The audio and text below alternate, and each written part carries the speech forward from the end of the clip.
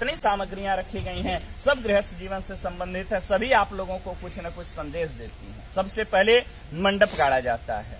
मंडप बांस का ही क्यों गाड़ते हैं? तमाम अम्बू बम्बू तंबू आते हैं, कायों का गाड़ दे सकते हैं। बांस की विशेषता होती है, बांस सबसे बड़ा वृक्ष माना जाता है, लंबाई में सबसे ज्यादा होता है, लेकिन जब ऊंचाई पर जाता है तो जाने के बाद क्या हो जाता है? झुक जाता है। यह बांस वर और कन्या को आप लोगों को यह संदेश देता है कि जीवन में आप लोग कितने ही ऊंचाई पर क्यों न जाइएगा, हमेशा अपने श्रेष्ठों के प्रति विनम्रता का भाव रखिएगा, क्योंकि नमंती फलिनो वृक्षा नमंती गुणिनो जना शुष्क वृक्षाश मूर्खाश न नमंती कदाचन। फलने वाला वृक्ष और गुणी व्यक्ति हमेशा झुके रहते हैं, मूर्ख व्यक्ति और सूखा पेड़ कभी झुकता नहीं।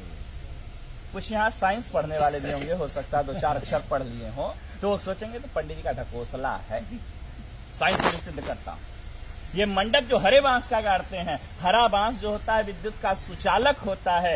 मंडप को कुश और काश से छाते हैं। कुश और काश जो होता है वो कुचालक होता है, ठीक है ना। ये सुचालक होता है, वो कुचालक होता है, ठीक है ना। वो नॉन कंडक्टर है, ठीक है ना। तो इसीलिए यदि आकाशीय विद्युत गिरे तो मंडप में बैठे हुए लोगों के ऊपर, वर कन्या के ऊपर उस विद्युत का कोई प्रभाव न हो, उसी बांस के माध्यम से वह अर्थ में समाहित हो जाए, धरती में चला जाए। इसी कारण इसीलिए हरे बांस का मंडप लगाया जाता है। भारत कृषि प्रधान देश है और कृषि कार्य बिना हल के संपादित नहीं होता, इसलिए हरीश गाड़ा जाता है।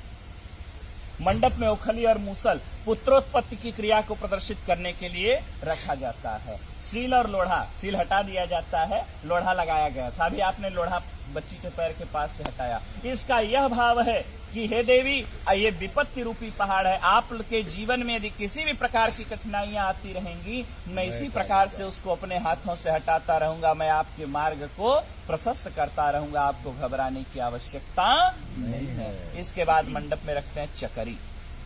चकरी कहाँ रखेंगे?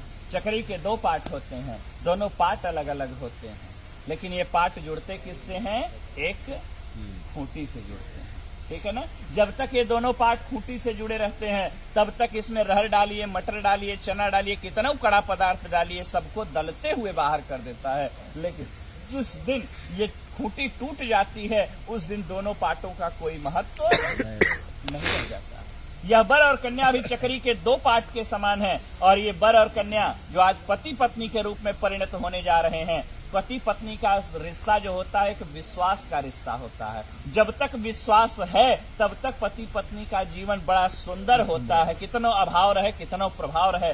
लेकिन जिस दिन विश्वास रूपी खूंटी पति पत्नी के बीच से टूट जाती है, उसी दिन से वर और कन्या अर्थात पति और पत्नी का जीवन नारकीय हो जाता। इसी भाव को प्रदर्शित करता है यह चकरी। हाँ, सुग्गा। सुग्गा क्यों लगाते हैं मंडप में? सुग्गा मीठा बोलता है। बोले महाराज सुग्गा से भी मीठा तो कोयल बोलती है, कोयल लगा देना चाहिए था। बोले तोते की दूसरी विशेषता है, तोता मिर्चा खाता है लेकिन फिर भी मीठा बोलता है। यह संदेश आप लोगों को तोता देता है कि जीवन में आप लोगों को कोई कितना ही कटु अनुभव क्यों न कराए, कोई कितना ही कड़वा आप लोगों को क्यों न बोले, आप हमेशा प्रेम से